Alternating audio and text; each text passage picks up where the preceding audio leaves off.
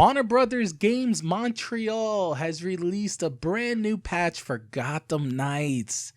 Anybody who's playing this game on the PS5 and Series X as well as Series S will know that this game has some pretty bad performance issues, especially because it runs at 30 frames FPS, 30 frames per second, and it can't maintain it.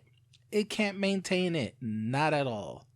Not even the mighty Series X and PS5 can maintain a 30 FPS.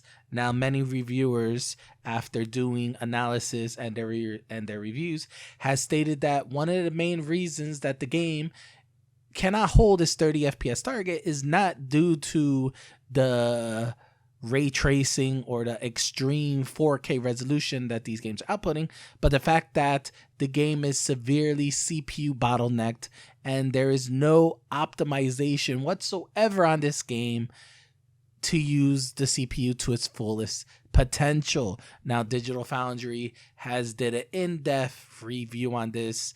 Alex Battaglia was explaining one of the reasons is that this game is very CPU limited, and the fact that no optimization was done whatsoever to actually make the CPU, run at its fullest potential. They have not leveraged all 8 cores and 16 threads to its fullest potential, and the game is really CPU limited. While some of the cores are working and maxing out, almost the rest of them are just sitting idle. And Warner Brothers Montreal released a patch that was supposedly going to fix this, and yeah, the patch doesn't really say much. Let's look at the patch notes right here, which is very short with only 4 lines. The first one says further optimization to improve frame rate stability, which is always great, obviously, since the game is CPU limited and it's not using the Zen 2 Ryzen CPU to its fullest potential. Obviously, optimization needs to be done. But this second one right here, implemented dynamic resolution. Now, this one has me very confused. Yeah, dynamic resolution. So what people who don't know what dynamic resolution is a feature that is pretty much used on very graphically demanding games that to maintain its target frame rate, it will drop resolution, whether horizontal, vertical, or actually both. It will drop the resolution at certain intervals, usually about like 5 pixels or 7 pixels, and it will drop it down until the frame rate stabilizes and it goes back up to its frame rate, whether it's 60 or actually 30. And if there's graphical headroom, it will increase the resolution. So basically, the resolution will go up when it's not under load, when it could hit the 30 or 60 target, and when it's under load and it can't hit it natively, it will drop the resolution down until it hits a resolution that it can maintain the 30 or 60 FPS.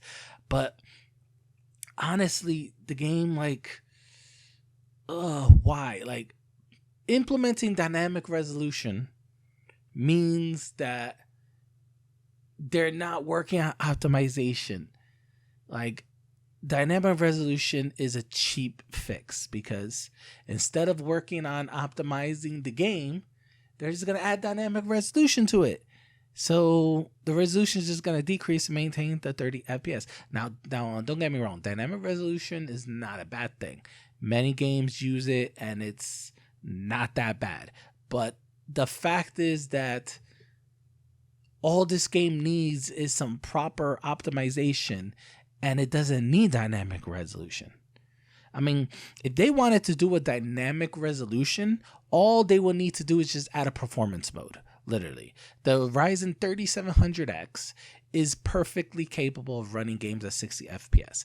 There have been many open world games that run at 60 FPS. They just don't do it at 4K. They do it at a lower resolution because the PS5 and Series X graphics cards are not really 4K graphics cards. I mean, the Series X and PS5's GPU is around the ballpark of a Ryzen 6600 or 6600 XT, which, yes, Those cards can output at 4K resolution, but it's not their target gaming resolution. These cards are more tailored for 1440p. Now, yes, there are games that run at 60 FPS and at 4K on the Series X and PlayStation 5, but like, just add a performance mode. Take away the ray tracing, put a 1440p resolution, and make it 60 FPS. And there you go. Like, what is going on with Warner Brothers Montreal that they think that adding a dynamic resolution will fix this game? Like, seriously. I just don't understand. I don't understand, guys. Comment below, guys, please. Comment below. What do you think about this patch update? How do you feel about dynamic resolution? Do you think it's the way to go with this game, or do you feel that Warner Brothers, Montreal are just putting a scapegoat because they don't know how to optimize this game? They are not rock steady. They don't know what the heck they're doing.